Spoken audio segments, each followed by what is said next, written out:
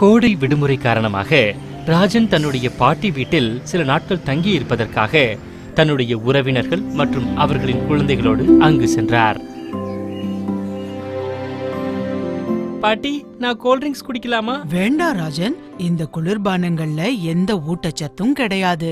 நம்ம தோட்டத்துக்கு போய் எலுமிச்சம்பழத்தை பறிச்சிட்டு வா, நான் அதுல உனக்கு பானம் பண்ணி தரேன். தோட்டத்துக்கு போறதுக்கு முன்னால செருப்பு போட்டுக்கோ. வாவ், இந்த மாம்பழம் பார்க்கவே சுவையா தெரியுது. ஒரு ராஜன், பழத்தை சாப்பிடுறதுக்கு முன்னால அதை சுத்தமா கழுவணும். ஆமா, நீங்க சொல்றது சரிதான். ராஜன், அங்கே சாப்பாடு ரெடி ஆயிடுச்சு, வாங்க சாப்பிடலாம். அதுக்கு முன்னாடி கை கழுவ மறக்காதீங்க. லதா அத்தை, தயவு செய்து எனக்கு கீரையும் தயிரும் வைக்காதீங்க. எனக்கு அதோட சுவை சுத்தமா பிடிக்காது. ராஜன், நீயும் அங்கித்தும் இப்ப வளரும் வயசுல இருக்கீங்க. நீங்க கண்டிப்பா சீரான உணவை சாப்பிட்டா தான் நல்லா ஆரோக்கியமா வளர முடியும். இங்க பாரு ராஜன், கோதுமை அரிசி சாதத்தோடு கொஞ்சம் வெண்ணையும் காய்கறியும் சேர்த்து சாப்பிட்டாதான் அது நமக்கு வலிமையை தரும். அதே சமயம் பருப்பு வகைகளும் பால் பொருட்களும் உடல் வளர்ச்சிக்கு உதவும் புரதத்தை கொண்டிருக்கு. பச்சிலை காய்கள் மற்றும் பச்சை காய்கறிகள்ல அதிகமான ஊட்டச்சத்தும் தாதுக்களும் இருக்கு. இது நம்ம உடலை நோய் தொற்றுகள் ஏற்படாமல் பாதுகாப்பதோடு நமது தோல், முடி மற்றும் கண்களை ஆரோக்கியமா வைக்குது. ராஜன், நீ பன்னீர் சாப்பிடுறத விரும்புறதால நீ இன்னும் சுவையா சாப்பிட நான் அத கீரையோட சேர்த்து கொடுக்கறேன். பாட்டி, நீங்க இத பத்தி எனக்கு சொன்னதுக்கு நன்றி. ஆமா லதா ஆண்டி, நான் கீரையுடன் பன்னீர் சேர்த்து சாப்பிட விரும்புறேன். ராஜன், நீ என்னோடையும் என்னுடைய நண்பர்களோடையும் சேர்ந்து வெளியில மைதானத்துல வந்து விளையாட விரும்புறியா? வா போகலாம். வெளிப்புற விளையாட்டுகள் எனக்கு ரொம்ப பிடிக்கும். விளையாடி முடிச்ச பிறகு நீங்க 2 பேரும் உங்களை நல்லா சுத்தமாக்கிக்குங்க. லதா அத்தை, எப்போதும் சுத்தமா இருக்கிறது ஏன் இவ்வளவு முக்கியம்? குழந்தைகளே, கிருமிகள், நோய்கள் மற்றும் வயிற்றுப்போக்கு, நிமோனியா போன்ற நோய்கள் மற்றும் COVID-19 போன்றவற்றிலிருந்து உங்களை தற்காத்துக் கொள்வதற்கு தனிப்பட்ட சுகாதாரத்தை மேற்கொள்வதும் அடிக்கடி கைகளை கழுவுவதும் முக்கியம். நல்ல சுகாதார நடைமுறைகள் நம்மை பாதுகாப்பாக ஆரோக்கியமாக இருக்க உதவும். கைகளை கழுவுவதோடு கண்டிப்பாக தினமும் குளிக்க வேண்டும், பற்களை 2 முறை துலக்க வேண்டும் என்று என்னுடைய வகுப்பு ஆசிரியர் கூறினார். நிச்சயமா. அதோடு உணவு சுகாதாரத்தை பாதுகாப்பதும் அவசியம். உணவுப் பொருட்களை நாம் வாங்கும்போது சரிபார்த்து வாங்கணும். வீட்டுக்கு கொண்டு வந்த பிறகு நல்லா சுத்தம் பண்ணணும். சமைக்காத மற்றும் சமைத்த உணவும் ஒன்றோடு ஒன்று கலந்து மாசுபடாம இருக்கிறதுக்காக 2யும் தனித்தனியா பிரிச்சு மூடி வைக்கணும். உணவை சுத்தமான பாத்திரத்துல சமைக்கணும். மீதி இருக்கிற உணவை குளிர வைத்து சுத்தமா சேமித்து வைக்கணும். அதனாலதான் நீங்க உணவை இரும்பு பாத்திரத்துல சமைக்கிறீங்களா? இது சாப்பாட்டுல ஊட்டச்சத்து அதிகரிக்கும்னு அம்மா சொல்லியிருக்காங்க.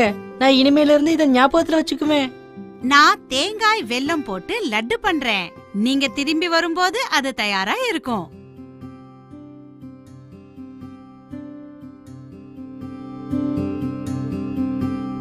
திறந்த வெளியில சிறுநீர் கழிக்கிறது ரொம்ப சுகாதாரம் இல்லாத ஒன்னா நான் கருதுறேன். ஏற்கனவே திறந்த வெளியில் மலம் கழிப்பது தொடர்பான பிரச்சனைகளை நம்ம நாடு கையாண்டுட்டு இருக்கு. மாமா, நாம கொஞ்சம் பேசலாமா? திறந்த வெளியில சிறுநீர் கழிக்கிறது நல்லதில்ல. நம்ம அரசாங்கம் தூய்மை பிரச்சாரத்தை நடத்திட்டு இருக்காங்க. அதனால அடுத்த முறை நீங்க பொது கழிப்பறையை பயன்படுத்தினா நல்லா இருக்கும். ஆமா, மன்னிச்சிடுங்க. இனிமே பொது கழிப்பறையை பயன்படுத்துவேன். நன்றி அங்கிள். இது போன்ற நடைமுறைகளாலும் திறந்த வெளியில் மலம் கழிப்பதாலும் ஏற்படும் விளைவுகளை மக்கள் புரிஞ்சு கொள்ளணும். அது மட்டும் இல்லாம இவை நம் வீடுகளுக்கு வந்தடையும் தண்ணீரை கூட மாசுபடுத்தும்.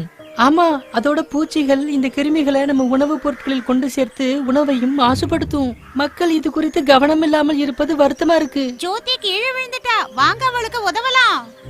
அடடா, அது என் தோழி ஜோதி. வாங்க வேமா போலாம். கொஞ்ச நாள் முன்னால நாங்க விளையாடிட்டு இருந்தப்ப திடீர்னு அவ சுயநினைவு இல்லாம மயக்கம் போட்டு விழுந்துட்டா. அப்புறம் சொன்னா அவ லஞ்ச் சாப்பிடலன்னு. அவளை பக்கத்துல இருக்கிற சுகாதார மையத்துக்கு கூட்டிட்டு போவோம். யாராவது அவளோட பெற்றோர்கள் கிட்ட தகவல் சொல்லிடுங்க. டாக்டர், எங்க தோழி மயக்கம் அடைஞ்சிட்டா. அவ நல்லா இருக்காளான்னு பார்த்து சொல்லுங்க. பலவீனமாவோ ரத்த சோகையுடனும் இருக்கிறா. ஜோதி, நீ இன்னைக்கு காலை உணவு சாப்பிட்டியா? இல்ல டாக்டர், நான் எப்பவுமே காலை உணவை நேரம் இல்லாததனால தவிர்த்திடுவேன். ஜோதி, இது நல்லது இல்ல. பல இளைஞர்கள் காலை உணவை தவிர்த்துறாங்க. ஆனா இது நாள் முழுவதும் செயல்படுவதற்கான ஆற்றலை பெற உதவுது. மேலும் கல்வியில் சிறந்து செயல்படவும் உதவுது. கொட்டை வகைகள் மற்றும் இலை காய்கறிகள் சாப்பிடுவது இரும்பு சத்து குறைபாட்டை தடுக்கும். இது அனிமியா என்று அழைக்கப்படுகிறது. நீங்கள் எப்போதாவது திடீரென சோர்வாக இருந்தாலோ மயக்கமடைந்தாலோ உடனே பெரியவர்களிடம் தெரிவித்து அருகில் உள்ள மருத்துவமனைக்கு செல்லுங்கள். ஜோதி, நினைவில் வைத்துக்கொள், உங்கள் வயதிற்குட்பட்ட பெண்கள் மாதவிடாய் தொடங்கி ஒவ்வொரு மாதமும் இரத்த இழப்பை சந்திக்க நேரிடும். அதனால் இரும்புச்சத்து நிறைந்த உணவுப் பொருட்களை உட்கொள்வது மிகவும் அவசியம். இளம் பருவத்தினரின் ஆரோக்கியத்தை மேம்படுத்தும் பொருட்டு நமது அரசாங்கம் வாரந்தோறும் இரும்புச்சத்து மற்றும் போலிக் மருந்துகளை வழங்கும் திட்டத்தை நடத்துகிறது. மேலும் தீங்கு விளைவிக்கும் நோய் தொற்றுக்கள் மற்றும் நோய்களை தடுக்க உதவும் வகையில் தேசிய டிவார்மிங் தினத்தை கொண்டாடுகின்றது. ஆமா டாக்டர், இது எங்க ஸ்கூல் பாட புத்தகத்திலயும் சொல்லப்பட்டிருக்கு. எங்களுடைய ஆரோக்கியம், சுகாதாரம் மற்றும் ஊட்டச்சத்தை நாங்கள் இனிமேல் கவனித்துக் கொள்வோம். இளமை பருவத்தில் ஊட்டச்சத்தின் தேவை அதிகம், ஏனெனில் இது வேகமாக வளரும் மற்றும் வளர்ச்சியின் முக்கியமான கட்டமாகும். மாணவர்கள், சீரான உணவுடன் உங்கள் சுகாதாரம் மற்றும் ஆரோக்கியத்தையும் கவனித்துக் கொள்ள வேண்டும், ஏனெனில் இவை